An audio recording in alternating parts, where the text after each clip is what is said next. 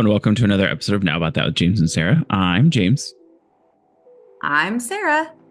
And on this week's episode, we are going to be talking about another horror movie. We've changed because we talked about one, but then now we don't remember what one we were going to change to.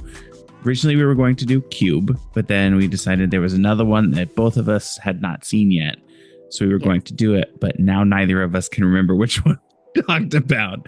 So we've moved on to a movie that just came out recently in April of 2024 called Abigail, which is a horror movie about a little girl that gets kidnapped, and then the kidnappers find out something they didn't know about the little girl, and it's that she is actually a vampire. So she's a vampire ballerina. So I think it's a pretty fun movie. I think my biggest thing was a lot of the good parts of the movie was actually kind of already seen in like a lot of the trailers. Yeah. Like that's my biggest takeaway from this movie is it was a good movie and it was funny for what it was. And if you're going into it thinking you're going to see like a serious vampire movie, that's the dumbest thing I've ever heard. It is not a serious vampire movie at all. It's obviously, for those listening, spoilers ahead. So I loved that movie so much. It was a lot of fun, yeah.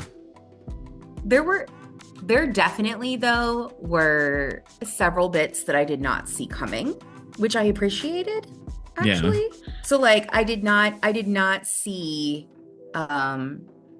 what's his face getting turned into a vampire. Oh, yeah. The one guy that I did not see that coming. I hated him the entire show. What's funny is I also didn't like him the entire movie. But what's funny is that I look up the cast because that's just a thing that I do. Because I'm like, oh, where have I seen this person before? Where have I seen this person before? And then obviously one of the girls was from Lisa Frankenstein, which was another chef's kiss of a movie, in my opinion. But was it the blonde? Yes, the blonde is in Lisa Frankenstein. She plays the main character, Lisa. But the guy who plays, I cannot remember what his name was supposed to be. Frank, something like that. I don't know. Anyway, but he played the Beast in the remake of Beauty and the Beast. Oh, Dan Stevens, Frank, yeah.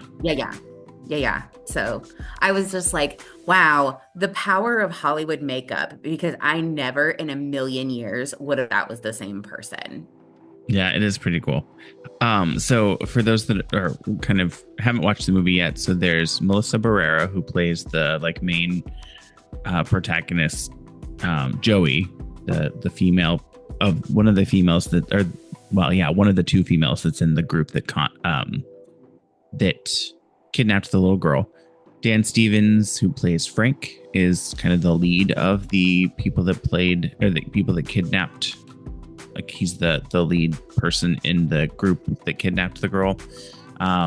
Alicia Weir is Abigail, so the actual little girl. William Calais, but he went as Will Calais in this movie, I believe is how it is. He plays Rickles. Catherine Newton, who is the one you're talking about, who plays Sammy, who was also from, what was it? Lisa Frankenstein. Yeah. Kevin Durand, who played Peter. Angus Cloud, who recently just passed away, played Dean. And then Giancarlo Esposito, I'm sure I said that wrong, who played Lambert. And then Matthew Good, who played Father. Which also, I did not expect to see him at the end either. Yeah, I kind of assumed we would, mainly because that was just the way I thought it was going to end, where he would come in and do something. I thought he was going to kill her, but spoiler, he did kill her. It was so interesting to me because like some of it kind of turns the usual like vampire shtick on its head. Like, Abigail is immune to crucifixes. She's immune to garlic. She's immune to what else did they try that didn't work? I don't remember. They tried to shoot her in the head like she was a zombie, and I was just Yeah. like, "What are you doing? I mean, it did put her Like, down for a little what are you bit. doing?" I mean, for a moment, yeah, it did knock her Yeah. out. Now, what I did find interesting was that the medication that they used Yeah. was able to work, which Yeah. I found that fascinating, to be honest. I don't really understand it because from what I understand, or from what I mean, it has to go through your bloodstream. And if she's a vampire, they don't really pump blood. So their heart doesn't pump blood. Right. But then she was talking about when she felt her pulse, that she had Yeah. a pulse. So I'm just like, okay, so Maybe it does bleed. Maybe they do pump their blood. I I know don't, it just it doesn't was, make parts of those parts don't really make sense to me. Also, I thought it was interesting. I don't understand why Frank thought he would be able to let her out and nothing would happen and he would be able to get away like that, where he was bargaining with her and she was like, "Let me out of here and I'll let you go free and you won't die." Oh yeah, the way that he was like, oh yeah, I at first he's all, oh, I'm not gonna follow through with my, promise. And then he's up there talking about her being gullible. And I'm like, bro, you're standing literally right there in front of her. The only reason you're still alive is because she hasn't reached out and grabbed you. Yeah, I also didn't Because like understand. literally at any moment, she could have burst through at any moment. Yeah, I also didn't understand why she didn't burst through until the time she did, because there were plenty of times there that she could have. Right. I don't know. It was pretty interesting though. I I really enjoyed it.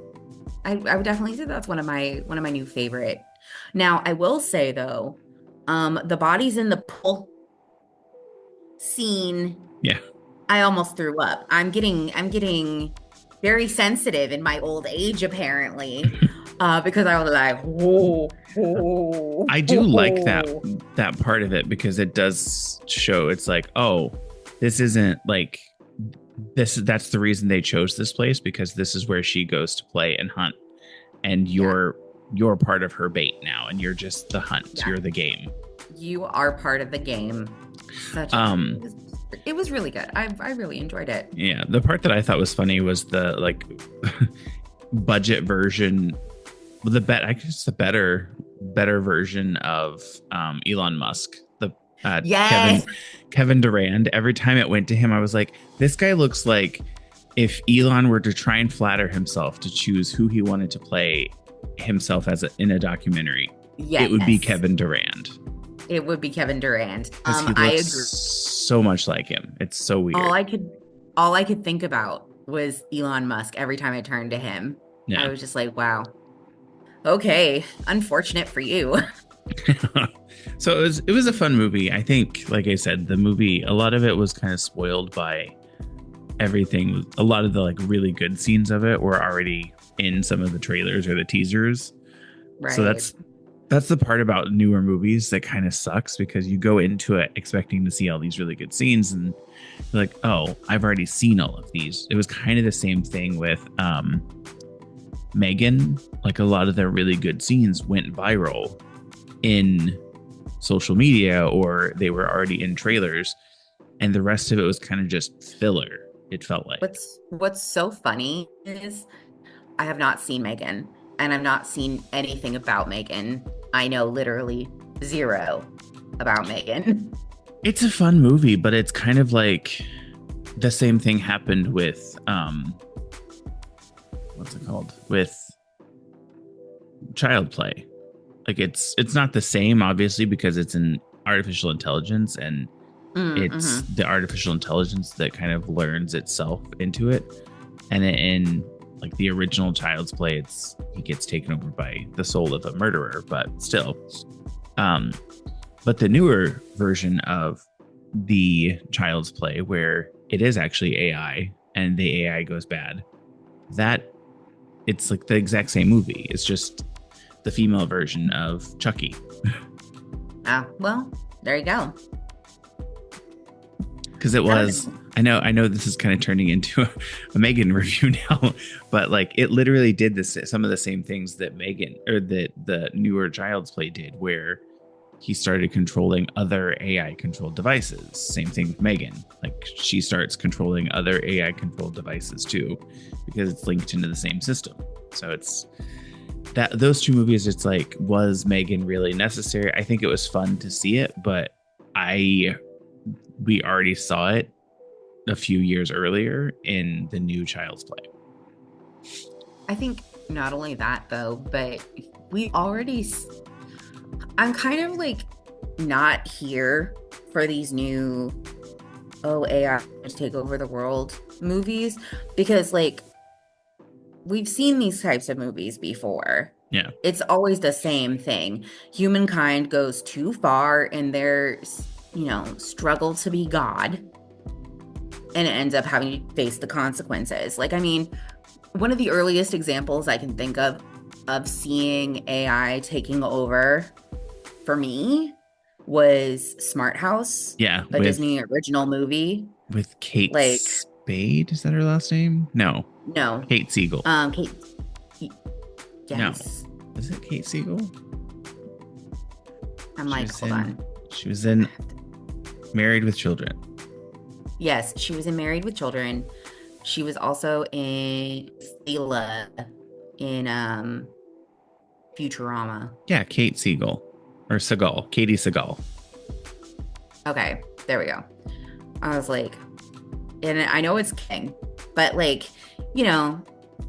things like that. I don't need to see robots taking over the world. We already know. Yeah. But I mean, maybe that's just my, uncultured opinion. Yeah. But I mean, getting back to Abigail, I really liked it, and there were a lot of scenes that I thought kind of weren't really necessary. So like the first guy that died, Angus Cloud, the Dean, who was played by Angus Cloud, I don't think he was necessary. Like he wasn't really a big fixture in the movie. He was the very first one to die in the show or in the movie. So I don't see why he was necessary.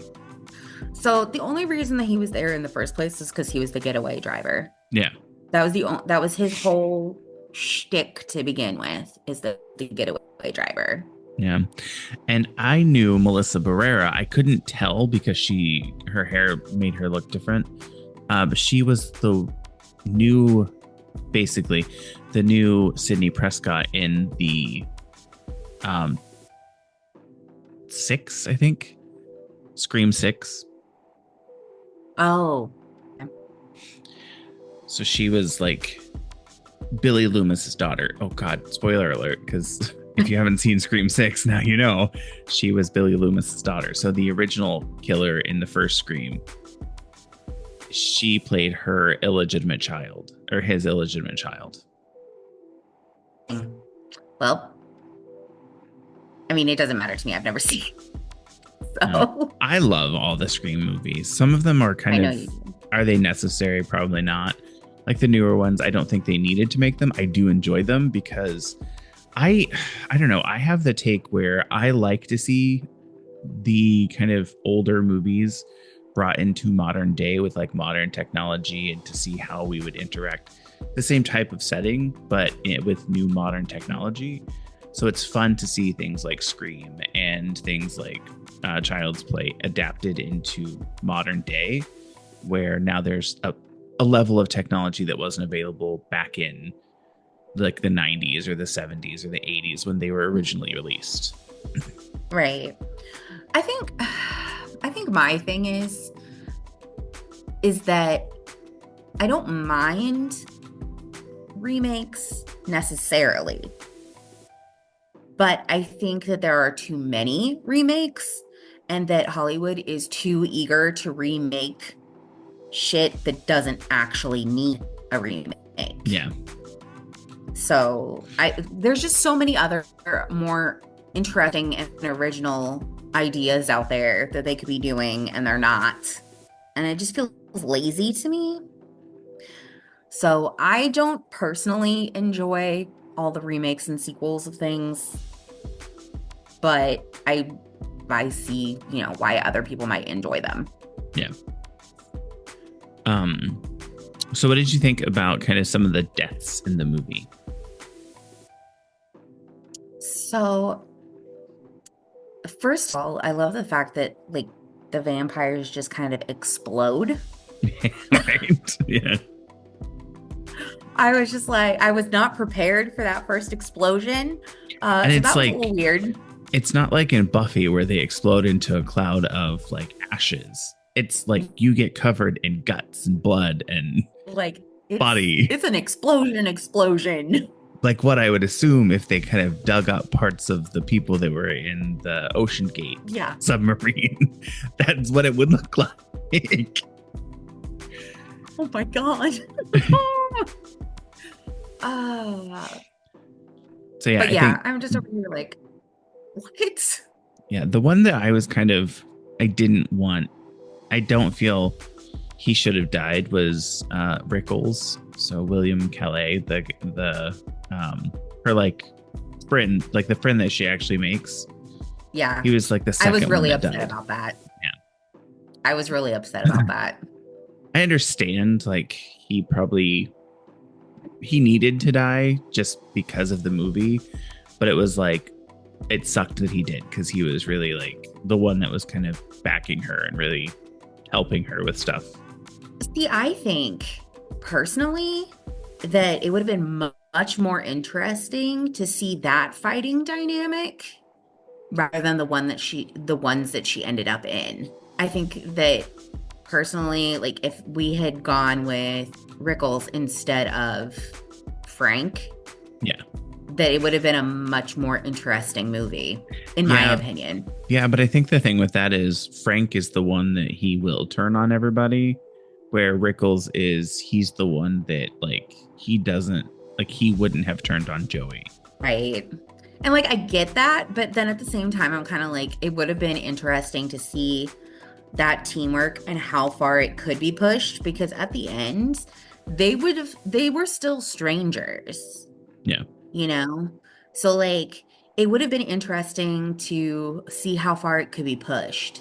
Like, I don't know. I thought that having Frank be one to survive to the end and then like do the flipperoo was kind of cheesy because I feel like it's so easy to like obviously I knew he was going to turn when given the opportunity. I didn't realize that he was going to get an opportunity. Yeah. I didn't realize he was going to get the opportunity that he got, I guess I should say. I figured that what would happen would be he would figure out some way to like kill Abigail, but then he would also just go ahead and kill Joey because he has no use for her anymore. Yeah. There was a movie that I was going to just talk to you about, but I don't remember what it was called now. But it came out recently where they played a game, or it wasn't really a game. They were in a room at like a dinner. Talk to Me. No, I like Talk to Me. That was fun. I haven't seen that one. It was good. So they were at a dinner, and it was basically like you do this task and you can move on, and then the last person that either completes the task or is alive wins a bunch of money.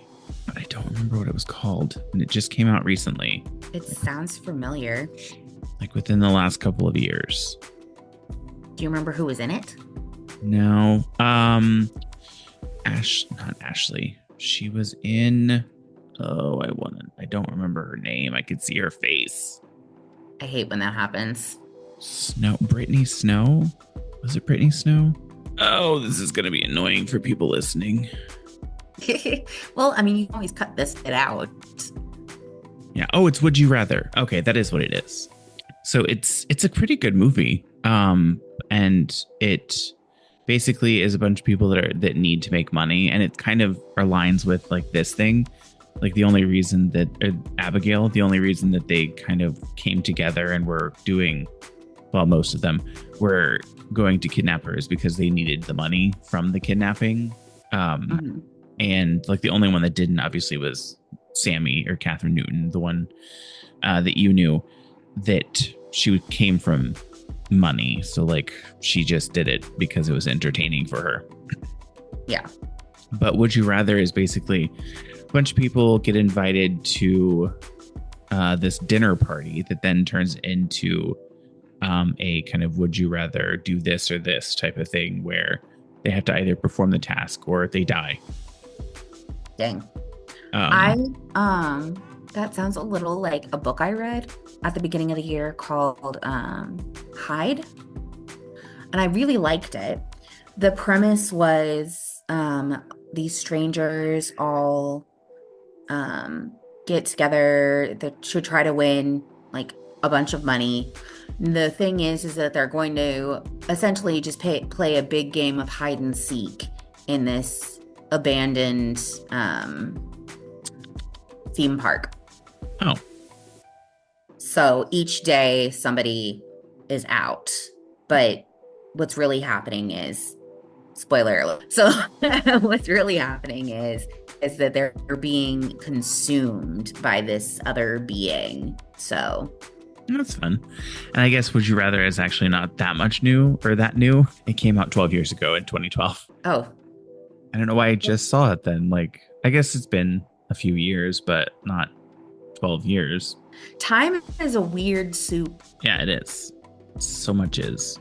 Do you have anything else about Abigail before we go to some of the reviews? No, not really. I mean, other than I did genuinely enjoy it. I thought it was a really good movie. Yeah. And I will say, based on like the reviews in on like Rotten Tomatoes, it currently on Rotten Tomatoes, it has an 83%.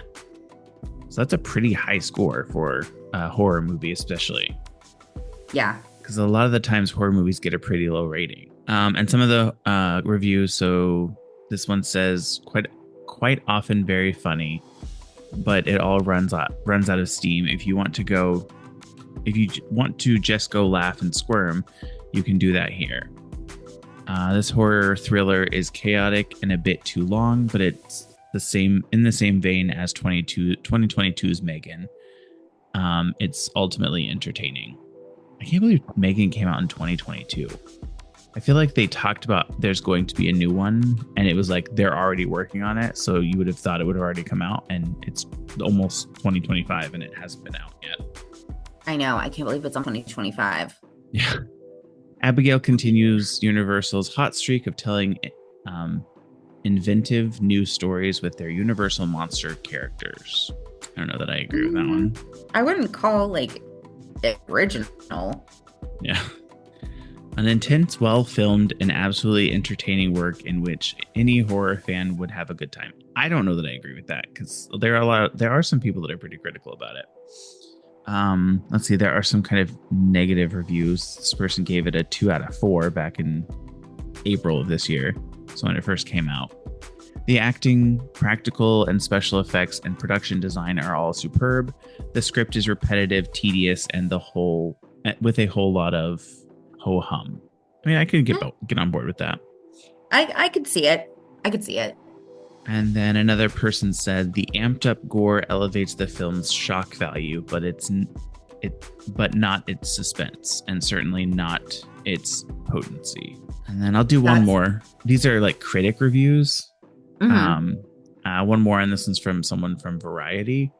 It says Dracula, among other things, is the most metaphorical character in horror film history, and I guess his daughter could be too, but not in a film that turns blood-sucking into a form of professional wrestling.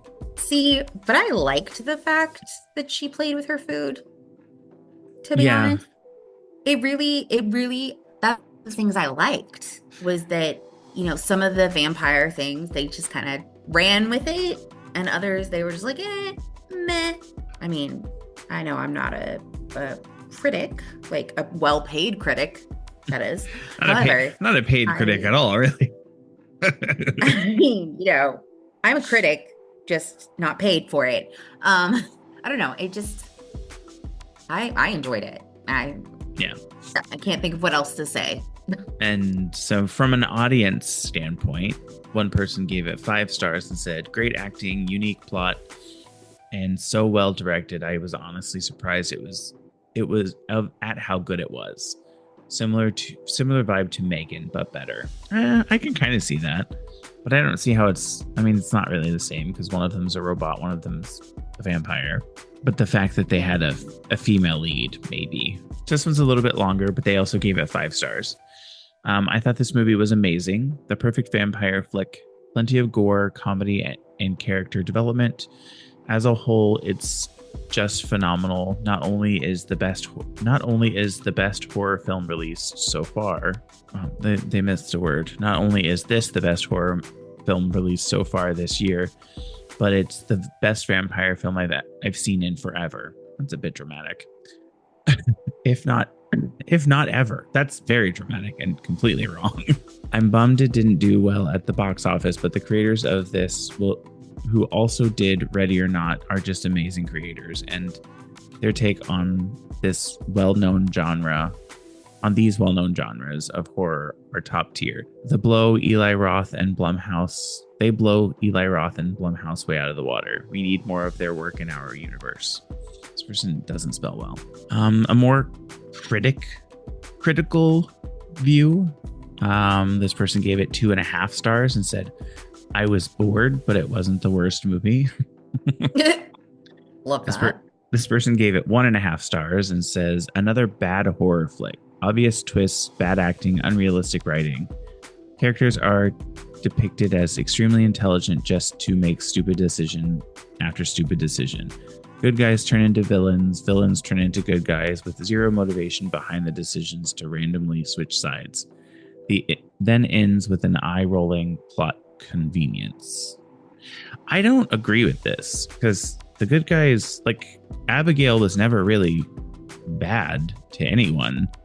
She was doing what she was supposed to, and they kidnapped her, which, I mean, obviously there were kind of reasons they were getting kidnapped for her to kill them, but she was nice to Joey the entire movie. She never hurt Joey, and in the end she let her go. Like, she wanted her to be free and get back to her son. Right. Whereas Frank was an asshole the entire movie and never really changed. Like, there was a part where it kind of seemed like he was trying to help out, but he was really helping out so that he didn't die, and everyone else was just collateral, basically.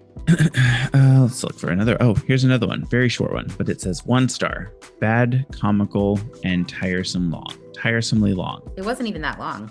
It was only an hour and a half. Yeah. 1.5 stars. Pretty meh for me. Characters making stupid decisions, and it was so predictable. Not scary at all, just kind of meh. It's supposed to be a comedy, really. I don't think it was meant to be a serious horror movie. Yeah, I don't think it was meant to be a serious horror movie. I mean, they had one of the actresses, what is her name? The one that was playing, what's her name? The one who was playing Sammy, Catherine Newton. Mm-hmm. She was dancing like a ballerina in one part of it. Yep. Because she was being controlled by Abigail. I did like the twist with she learned how to do that over a long period of time. So when Frank turned and then tried to do the same thing where he was going to have Joey kill Abigail. He couldn't control her because he hadn't learned it yet.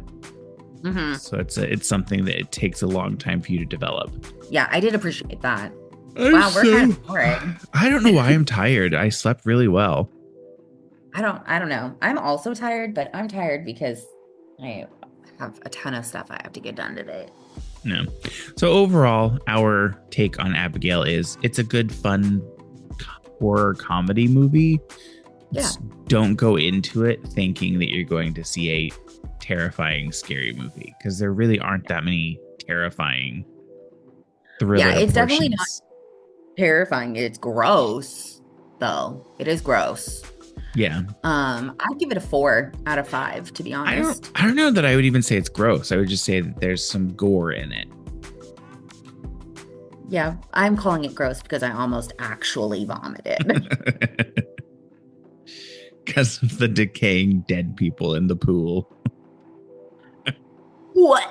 Like, oh my God, just thinking about it gives me the ick. I just And want to, ooh. and the sludge that is their evaporated entrails gooing out into the pool, Ew, no, stop. You're done. La, la, la, la, la, la. I mixing with can't the hear pool you. water. You're awful. It begs the question, was there ever actually any pool water in there, or is it just from the amount of bodies? Oh my God, that's even worse. That's even worse. You're welcome. You're welcome. Uh, So so we can move gross. on to another topic now. What are some horror movies that you're excited about? Upcoming horror movies? Yeah, or just ones that Actually, you, because it's spooky season, you want to watch. because it's spooky season, I don't know, to be honest. I've kind of been watching random stuff, rather than like spooky movies. I watched Heathers for the first time recently. Okay. So that was an interesting movie. Definitely had like a thriller vibe to it. You know, there's a Heathers musical. I did know that. I knew that because of the one song, Veronica, Open the Door, Please, that went viral on TikTok for a while there. No. So that's the only reason I know that. No. But I had never watched The Heathers, so I watched recently. I've been watching mostly just stuff I watched when I was a kid, to be honest. No. I haven't really invested a lot of time into, why are you covered in, sorry, I'm petting Boris and I look down and he's covered in grass. He's a dog, so he probably rolled around. Probably. But anyway, I don't know. I've been trying to heal my inner child here recently. So I haven't been watching as many spooky things except for, the movies that we agreed we were going to watch. Yeah. I mean, it's spooky season, so I usually like watch the regular horror movies that most people watch. But with I think it was 2022, they came out with those Fear Street movies. It's like 1997 or whatever. Yeah, that we watched together. Yeah. So Ryan and I started watching those again, and they're just fun movies. They're really incredibly are, fun. I do love the Fear Street movie. And I did hear that they're coming out with a new, the next kind of series in that franchise. Bane? Yeah. Ooh. So I think there are more Fear Street movie or Fear Street books that they're making into movies. So that makes sense because the Fear Street books, tons of them. Yeah. And then Late Night with the Devil, we watched that not too long ago. It was out in theaters. Oh, yeah. It was fun. That's a good movie. Fun movie. That movie fucked me up. Yeah. Yeah. I drove home in complete silence. It was literally a movie. I remember speaking of driving home, I remember watching I went with a work friend and her family to watch the Conjuring movie, and I was surprised because they were very Catholic. So I was like, we're going to watch a movie that talks about the Catholic faith and demons and hauntings. But okay, I mean, whatever, sure. So I watched it, and then on my way home, it was really dark because it was late at night. I drove from Spencer to Terre Haute, which terrible drive, terrible town. But I went to Terre Haute to watch it with my friend and her family. And on my way home, as soon as I got in the car, I plugged up my phone and started playing music. And the very first song that came on my phone was Cups by Anna Kendrick, and it starts off with clapping. Oh my God. Which, if you remember from that movie, there's part of it where they hide and clap, and the woman is trying to get out from the basement, and then all of a sudden you hear a clap right next to her, and the light goes out. Yup. No, so I have a funny story about that too. I was on a road trip with she who shall not be named, and we were driving along. It was dark. I think we were coming back from like Myrtle Beach, and it was dark, whatever. I'm just vibing. I thought she was asleep, and out of nowhere I hear, like, right behind me at the same time that I see something out of the corner of my eye, and it was her.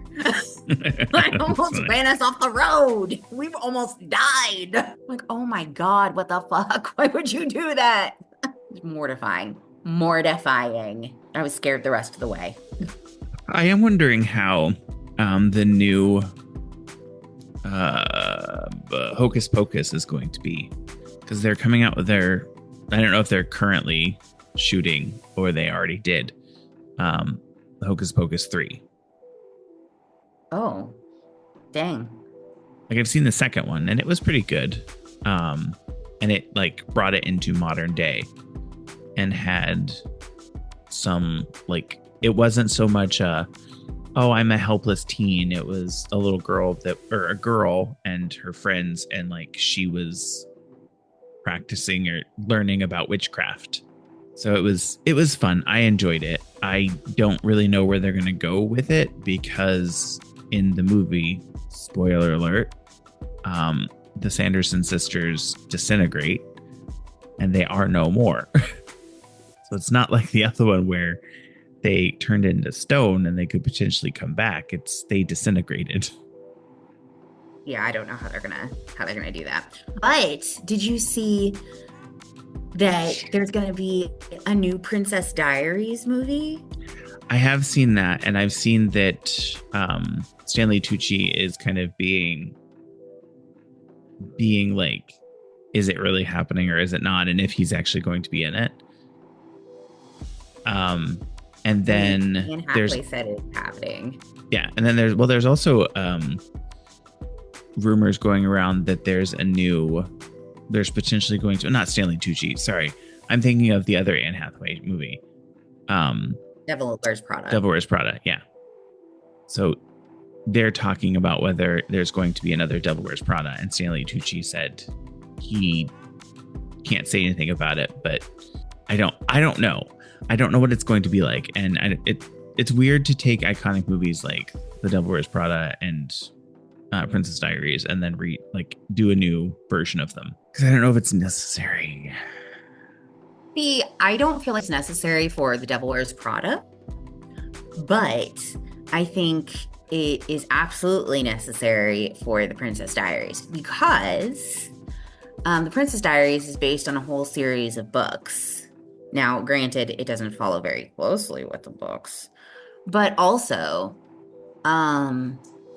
the second movie that they did with, what is his name? Chris Pine? Yeah. I think it was Chris Pine. Yep. Like, that was a good movie.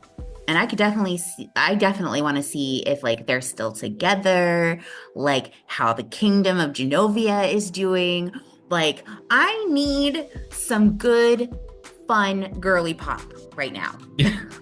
I don't know. I think I liked it, or I would be okay with watching it, but I don't necessarily, it's not something that I'm going to like push people down to go see. I am. Same thing with the new Devil Wears Prada movie. I probably won't be too excited about it, like monitoring it. I do know that they're supposed to be coming out with a new Scream. I don't know what they're going to be doing with it, because the two characters are there. The last one was Scream 7, but the two main characters that were in the last one, one of them got fired because she came out as pro-Palestine, and they fired her for it. And then, of course, they did. Oh my God. And then Jenna Ortega was like, well, you have to hire her back or I'm not doing the movie either. And they didn't hire her back. So Jenna Ortega stepped out of it too. So I guess she wasn't fired. She was forced to leave the project. That does not shock me. It was like either take it down or you can't. We're gonna have to ask you to leave the project. Well, now I'm definitely not going to watch it. I'm But not I going think to watch they've. anything that's I think like they've that blatantly pro-Israel. Well, I don't know that that's it. I think it was less that we're pro Israel and more. It's very like a very hot topic right now, and they chose the side of the aggressor. So no, I'm not. That's not what they're doing. They're saying yes, it's detracting from what the movie actually is. So they would rather be associated with the mass genocide of literal children than be associated with. That's the thing I don't understand about this take is it's all or nothing. It's like you can be against what Israel is doing and not necessarily be pro-Palestinian. No. Yes, you can. See, here's my your take. Here's your take on it. Put it that way, Sarah. Here's my problem. Here's my problem is if you are not like literally so many people who have been marginalized have all said the same things. If you are not standing with us, you are standing against us because you are still supporting, even if you're not doing it actively, like even if you're just passively doing it, you are still supporting something horrific that is happening. And it's been forever. You cannot stand in the middle and be like, oh, well, I see both sides. No, you can't but that's do that. not it's the same thing. That's not what people Nazis are saying though. In Germany. But that's not what people are saying though. They're not saying I stand. I don't. But that's not what they're saying. That's what you are saying. They're saying. But you're also not interested in what's happening because you haven't done any research on it and you've said that. Whereas I have done research on it and I do know what I'm talking about. Yeah. You started it. Kind of. I did not start it, actually. I just said that's why she was let go. You started this conversation. Moving forward.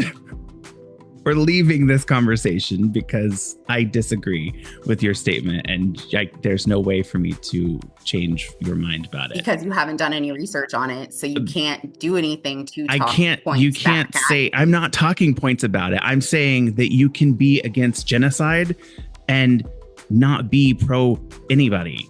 Like that's not a thing. You can say that you don't support genocide, Sarah, and just say, I don't know what's going on. I don't support genocide, but I don't know enough to support Palestine too. That is a take someone can take, and you cannot say it's wrong. I mean, I can because it is. I disagree, and we're going to move on because I'm getting heated, and we're not going to keep continuing this conversation because it's not a conversation we should be having right now. So, what are you doing this weekend? This weekend, I am cleaning everything up and getting all my back over to my place because Nick and Horace will be back. Oh, yeah, that's right. They come back on Monday. Mm-hmm. Actually, they're coming back tomorrow. Yeah. I was mistaken. I thought it was supposed to be Monday, but apparently it's tomorrow. So, which I mean is fine. I don't have that much. I'm just going to clean up, make it back to the way that it was when I got here. So that way they don't have to do anything extra. That sounds fun. How's the new job going? New job is going well. Everybody's so far has been like super cool. We all have ADHD. So we all get along. Everybody's queer too, which also helps. Yeah, it's been pretty solid so far. And then I'm not perfect at it yet, which is frustrating to me, but whatever. It's fine. It's fine. But yeah, no, other than that, it's great. What about you? What are your plans for the weekend? I don't know. I have to make dinner here in a few minutes. So I have to do some dishes to make dinner. And then tomorrow, Ryan and I will go get something for lunch. And then I have school stuff to do. I'm getting annoyed with my class because in the one class I have my group project and We were Oh supposed to yeah. meet. Yeah, we were supposed to meet on Wednesday.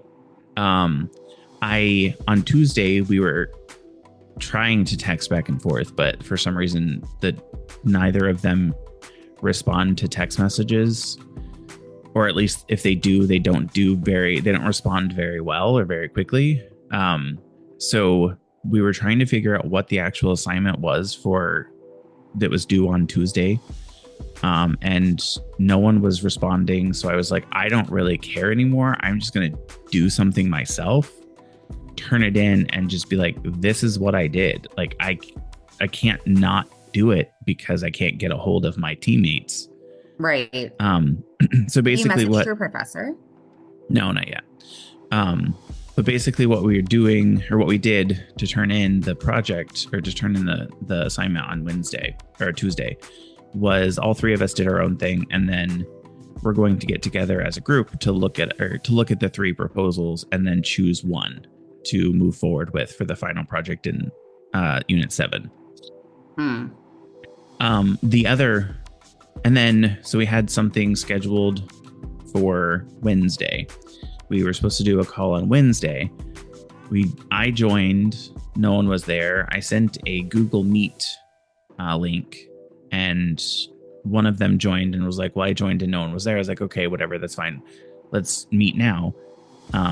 10 minutes later, 20 minutes later. And then the other one never joined. So we were like, well, we can't really do anything right now with not all three of us. So I was like, well, what I'll do going forward is just schedule another meeting for Friday. We'll do another meeting on Friday where the three of us will get together and talk about what we're going to do and kind of figure out what we're doing. And then I'll schedule recurring meetings for every Wednesday until the project is due, so that we can kind of have a checkpoint to see where we are, how we're doing, if we need any help, or if we need any kind of clarification on anything. So Friday comes and we're doing our grow presentations. So I text everyone and I'm like, hey, I'm going to be a few minutes late because this meeting is running a little bit late. So I might be like 10 minutes late. I ended up not being 10 minutes late. I was like 2, but I joined and no one was there. No one had answered my text message. I was like, okay, what is going on? So I stayed on and I was like, I'm going to wait until about 15 after and see if anybody joins. And it was 3:12. So I was almost ready to log off. And one of the one that didn't come on Wednesday joined finally. And he said, oh, okay, sorry. Just waiting to log on now. And he joined. And then at 4:00, the meeting was at 3. At 4:00, the other one goes, oh, my bad. I must have missed everyone. Got out of work late. It's like, we literally said at 3:00, everyone agreed. I sent a meeting invite. Everyone accepted the meeting invite. Yeah. So I was like, it's fine, whatever. We just looked at the information that Quinn, the other one of the two, had submitted. And I was like, make sure you update or upload yours to a Google Drive and send a link, like send us a connection to the link so that we can go in and review yours. And then on Wednesday, what we'll do is meet, look at the 3 proposals and decide which one we want to do, and then assign specific jobs for the week of 7 assignment. So I was like, okay. I was like, what? This is getting ridiculous. So Wednesday we're going to meet, hopefully, and this time hopefully everybody will be there. And yeah, and look at the 3 different proposals, choose the one that we want to move forward with, and then assign like different aspects of our Unit 7 assignment. And then it's just a PowerPoint presentation. So we're going to put the PowerPoint presentation together and then turn it in. But the issue is our instructor doesn't really seem to be answering very many questions, or when he does, it's very vague and he doesn't really answer the question. Jesus. And the person that did join me, Kevin, he was like, oh, well, it sounds like he doesn't really 100% understand exactly what he's supposed to be doing, because this is his first class that he's teaching at Purdue.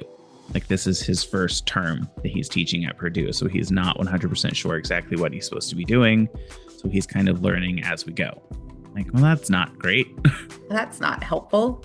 Oh, so I was like, well, the one that was, or no, Kevin Quinn, the one that did join, he said he talked to the the instructor, and he told him we didn't actually have to turn in the template on Tuesday. It was just for us to come up with an idea. And I was like, but the assignment says we're supposed to do this template and upload it. So that's the assignment. I don't know what you're saying. And Kevin was the other one was like, the other guy was like, yeah, that's literally the assignment. I don't know what you mean by you were just supposed to come up with the concept. It's like, the assignment was, here's your template, fill out this template and do it by Tuesday. Right. I don't know. We'll see how it goes. I'm sure it'll be fine. If anything, it's just going to be the three of us turning into our own work. I don't understand. I hate group projects. I hate them so much. I also hate group projects, and it's like, come on. But I guess they think that, you know, because we're in work, it's this whole we have to work together, we have to work as a group, and it's just like not everybody who works in a group. I understand the concept of group projects if you aren't already in a profession. Like if you are truly like straight out of high school and need to understand collaboration and working with other people in a professional setting and collaborating on a project to get it done, that makes sense. But it's like everybody usually that takes these classes are working professionals in some capacity in the field that they're already looking into. So it doesn't make sense to require us to do a group project. It just seems very outdated to me. Like it seems like something I could do and just say, I'm going to do a project and then work on my own, but have collaborators like in my profession do this project with me and then turn that in and show like, this is what this person did. This is what these people did. And then have like a statement from everyone that said that like talks about what all they did and the way that the team worked. Like that seems like it makes more sense to me than having to tie out or to require all the participants to join, right, or to do a project. I don't know. I think the other reason that I don't like group projects, especially like in this kind of situation where we're in college, because a lot of people, especially nowadays, cannot afford to just be in college. Yeah. A lot of us are working and going to school, which means there is not a lot of time available to like meet up and discuss all these things, and like having to coordinate like 3 different people's schedules is insane. Yeah. I think the other thing that's kind of crazy is the way that the school does it, and most instructors have done it with the group projects that I've had to do. Thankfully, with the now 3 degrees I've worked on with Purdue Global, I understand it's kind of the few projects that I've done that are group projects. It's kind of understood that the students are the ones that kind of decide how they're going to communicate, how they're going to schedule these things. And there's no like defined, you have to do it through Google, you have to do it through Google Meet. And it's just like, you can do it like using text messages or WhatsApp or however you want to do it. And I'm like define it. Communicate. We have the Google Suite from the school. Make us use the Google Meets. We don't make us like, there's not a requirement to be on camera when you're meeting, but use the Google Hangouts or whatever it's called to coordinate it. You have a calendar built into your Google email address. Use that to schedule the meetings. And if you have stuff, kind of integrate that into your Google Calendar.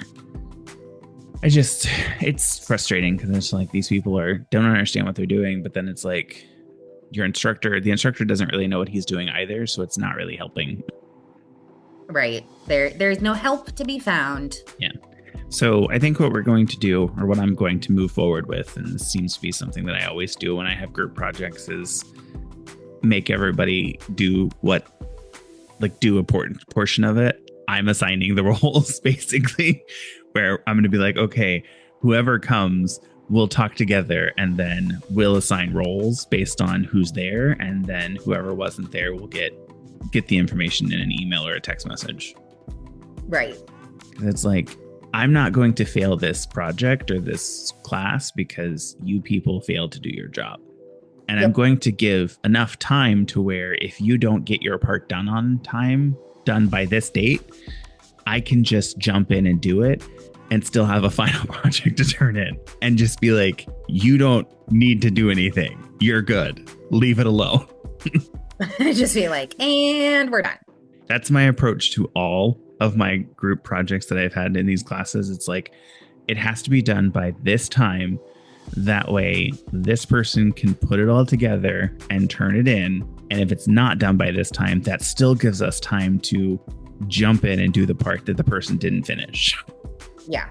Inevitably, someone's not going to do something.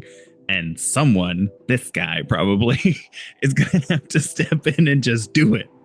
Because if I don't do it, it won't get done. Correct. It's my Capricorn coming out in me. That is your type A personality, yes. Yeah. All right. Well, you want to call it a podcast? Yeah, I think we can call it a podcast. All right. Well, thank you for listening to this week's episode of Now About That with James and Sarah. If you like this week's episode, please give us a like, a comment, and don't forget to follow or subscribe. If you would please leave us a review in Apple Podcasts, Spotify, or wherever you listen, as this will help get the podcast out to more people and help us grow. Feel free to follow us on social media. Our handle everywhere is @NowAboutThatPods. If we don't come up on the search, then we are not on that platform. And if there's something specific you would like us to discuss on the podcast, feel free to email us at nowaboutthatpod@gmail.com. Visit our website, www.nowaboutthatproductions.com, or you can leave us a voicemail or send us a text message with anything you would like us to discuss. Our phone number is 765-557-4170. Thanks again for listening, and we hope you have a great week since this will be coming out on a Monday. Sarah, have a good weekend. You too. Good luck with all your group project bullshit. Right? Okay. Bye, everybody. So we had to jump back on really quick because for some reason Sarah's computer is messing up and she didn't get to say goodbye. So, I didn't get to say goodbye, and I didn't want y'all to think I hate you. So I'll say bye, everybody. Bye. There we go.